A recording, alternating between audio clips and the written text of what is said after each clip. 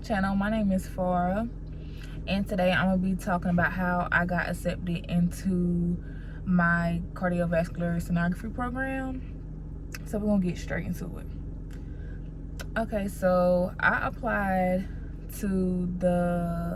actually applied to two programs.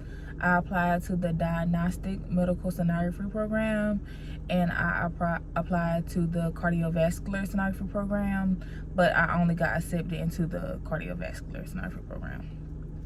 Okay, so I'm not going to keep saying the whole word because it's really a tongue twister for me, especially with braces. But I'm gonna say CVS, and when I say CVS, that's the cardiovascular sonography, and if I say DMS, that's the diagnostic medical sonography. Okay, so I am going to be looking down, but I'm looking at my notes because I did not memorize this for nothing in the world. Okay, so why did I choose sonography? Okay, I chose sonography after basically 2 years of thinking that I wanted to become a nurse. And I was watching other videos, and it's crazy because I feel like a lot of people does that. Like they go from nursing to another career. I don't know why in particular, but I thought it was like not common, but it's really common, especially the videos I was watching. I was just like, so it's not just me. But I wanted to become a nurse, or at least I thought I wanted to become a nurse, especially graduating high school. So I went straight to my community college and was taking my prereqs for the nursing program. It wasn't up until I think a year and a half, so it was 2020 when I decided that nursing was not for me, and I was actually doing it for the wrong reasons. I was doing it for the money, and I guess it was popular at the time where it was like a trend to be a nurse, I guess. But I had to realize that, I mean, money is great, but if I'm not going to be happy doing it, I'm probably going to dread it every single day I wake up and clock in, or I'm going to wind up quitting. So I got introduced to sonography when I became pregnant, and I was getting ultrasounds. I went to my OB regularly, and I had to get an ultrasound, you know, and they was basically checking the baby, make sure everything was fine, everything was developing fine, and everything looked great. And that's when I was introduced. But how it won me over was basically during my pregnancy, I had to go to the children cardiologist to get an ultrasound done. And that was, what was that? It was actually 2019. When I went to the children cardiologist, because they were saying that they seen a spot on my son's heart while I was pregnant. And I had went there, and the ultrasound tech was like an angel. Like, she really like won me over. She won me over for real. She was so sweet and kind, and she explained everything to the T. Like, I went out there thinking I was the ultrasound tech. Like, you couldn't tell me nothing. I could have did my own ultrasound, okay? But she was really a positive vibe, and she still stick with me to this day. Like, she still stick in my head to this day. Like, it's really hard to forget her just because, based off her vibe. And I remember walking out, and I was just like, yo, she's like happy. You know, I never seen no one that go to work and actually be genuinely happy. Like, if you're happy and you go to work, I mean, that was meant for you. But she was like happy, and I'm just like, maybe this could be what I want to do. And I'm not saying it just because of her vibe. I'm saying it because it was almost like I was learning from her. It's how she explained things. It was like she was teaching me, and it was so interesting because I would keep asking questions and keep listening. And by the time I knew like some of the terms she was saying, excuse me, I knew like some of the terms. Like when she was saying certain terms, I'm just like, oh, okay, you just told me what that was, so I know. But yes, and also another ultrasound tech that I remember was my son He was born stillbirth. So I had to go to get ultrasound to see what was going on, which I practically knew, but I wanted to do I think it's called a second opinion, or I don't even know what it's called. But basically, you know the results, but you want to go back to make sure that what the results were, like it was accurate. But I went, and she was so compassionate. It's like at first her face was just like, I couldn't read her face at all. And I think that's what they teach you in the program, like to have a poker face, because you're not the one that give the results. But I couldn't like read her face or anything. Usually I'm good with reading people's faces to know, what's going on, but her, no. Okay, so before I left, I remember I became really emotional, and she was just there for me, and she was hugging me, and she prayed for me and all, until I got better or whatever, that I was good enough to leave. But she stuck with me as well. And I was just like, you know what, this is not all bad. This can't be all bad. But eventually I was like, you know what, well, maybe let's go for ultrasound. And then come to find out, I researched it, and the community college that I was going to at the time, they had a program. So I said, yes, this is what I want to do. The prereqs for the program, I had to take bio. I apologize, my phone had overheated. But the prereqs, it definitely varies school to school. So I would say talk to your advisor to see what your prereqs will be, and things that you have to do before you can even apply to the program. I would suggest you to do all of the prereqs and not some, only some, because I know at my community college you had to be in the semester, your last semester of taking prereqs, in order to apply. But they wouldn't give you any type of points or leverage or anything when you apply. So that's like, you could be possibly missing out on 3 points, where the next competitor or the next applicant will have them 3 points, but you lost out on the 3 points. So I would definitely say make sure you have everything, because every point counts. So the prereqs that we had was, of course, the bio. Ours was 168, 169, and that's just A&P 1 and 2. We had a math course, and I believe that was pre-cal trigonometry.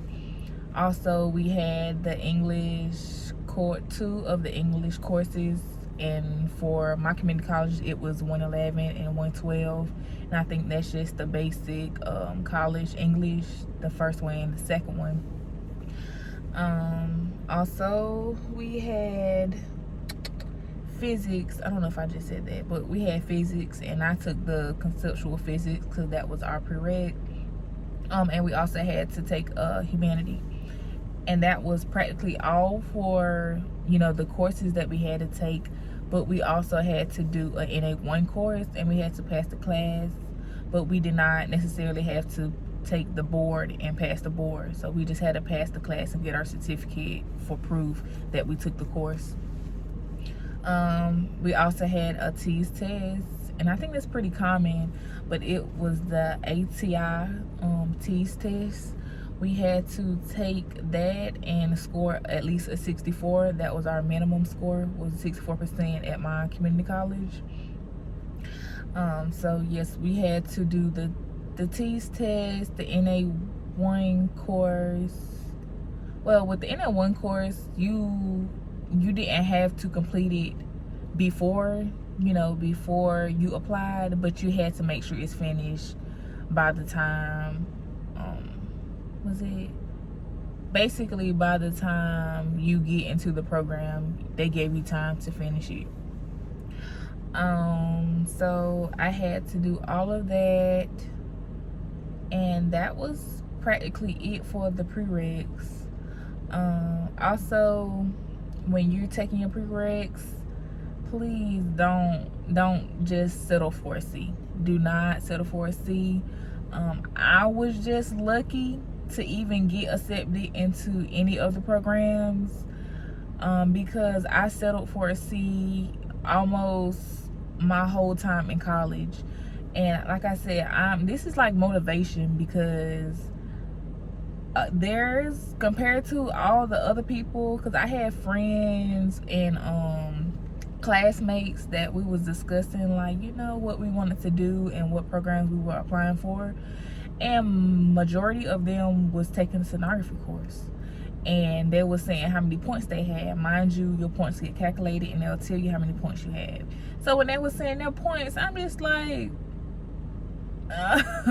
there's no way I'm going to get in this program and they're not, because no, like, they studied and worked their butts off, and it was just me that was barely passing.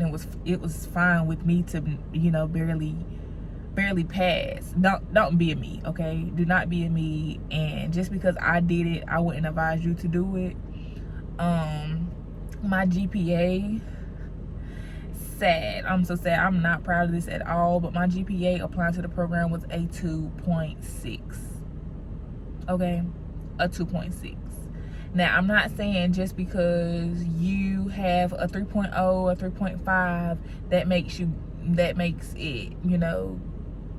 I don't know how to explain it, but don't take my 2.6 and just because you have a higher GPA feel like, oh, I got it in the bag, because you never know who's applying at your school at the time. It could be everybody that's got a 4.0 and that's all, and that's, excuse me, I see my brother, and they have 10 applicants and 10 seats, and out of all them 10 applicants and 10 seats, you was the only one that made that 3.5. Basically, I'm saying that to say this,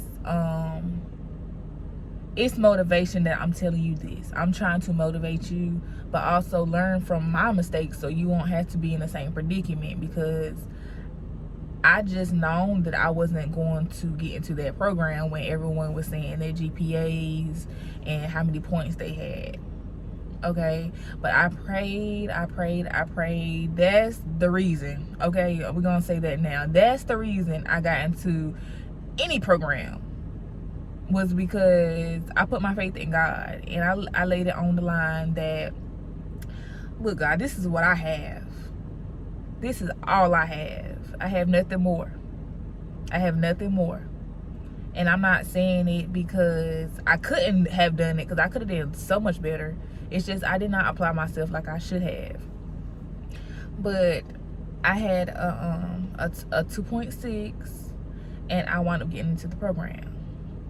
And y'all, I'm saying that to say this: if God wants that for you, and you have a low GPA, it's going to happen. Like, no one can stop that. Not the committee, okay, not the applicants. If God wants you to have that, that's your spot. That's your spot. But you have to pray and be upfront with God and let Him know, like, I may not be the best student before, but this is what I have, and He knows your heart. He knows your heart, and if it's for you, it'll be for you. Because I was on my knees. I was at work praying. I was just dedicated. Like, I didn't want to wait another year to have to apply again. I didn't want to. But clearly it was for me, and I got my spot in the CVS program, and I'm so grateful. But the difference between the DMS, the diagnostic medical sonography, and the cardiovascular is mainly how wide range it is with the DMS. It's different things you can do. It's not just babies, but that's a part of it. I believe it's vascular as well, abdomen, and I cannot tell you every modality that it has, but that's off top of my head. That's all I know. But I'm pretty sure it's probably more. But with the CVS, we're dealing strictly with the heart, and that's it. Well, yes, I really hope y'all enjoyed this video, and for some of y'all, I hope that it's motivation to keep pushing and to apply for that program, no matter what it may look like, or if you just at that threshold of just barely can apply, do it. Because I was just at the threshold. Make sure you score high on your T's, you know, try to make it up with your T's at least, you know, if you were that C student. Because if I can do it, you can do it. Okay? And make sure you pray. That's one of the biggest things, is your faith with God, is praying and leaning on him. And you don't have to tell everyone what your grade is or what your GPA is. You can keep that to yourself. Keep that to yourself. Everything's gonna be okay. It's gonna work out. But I hope y'all enjoyed this video. Make sure you like, comment, subscribe for more content, and I'll see you in the next video.